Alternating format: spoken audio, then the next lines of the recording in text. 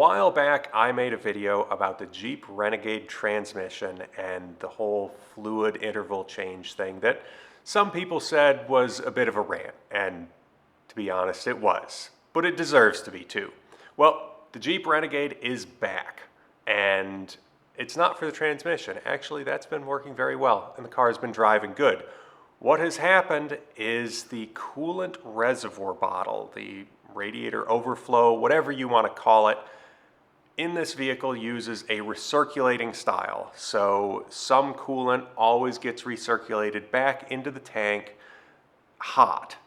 And what has happened over the years, that hot coolant has deformed a little bit and it's developed a leak at the lower hose on the tank. So we're going to be changing out this tank, and basically it is a very straightforward process. The tank itself is only held on by some plastic clips that are molded into the tank. So we need to pull the hoses off, which is just like a little wire clip on the bottom hose. The top hose looks like a Whittaker clamp, but it's actually a reusable clamp. You can pop it apart with a screwdriver, and then later we can pop it back together. Then the tank essentially slides off. It's got some little hooks that need to be pried up on the bracket on the front of it, and then it pops up out of the mount in the back.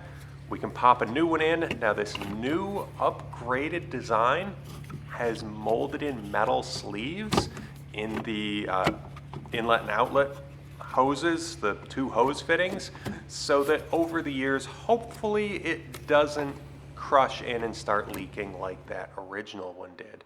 But after we get the new one on, clipped into place, get the hoses reattached, clip that reusable strap up at the top back on, the little Whittaker clamp looking thing, we can refill it with the right coolant and start the car, let everything circulate, bleed out any air that may be in there, and hopefully this Renegade should be good for another few years of service. So that's pretty much everything there is to changing the coolant bottle on your Jeep Renegade.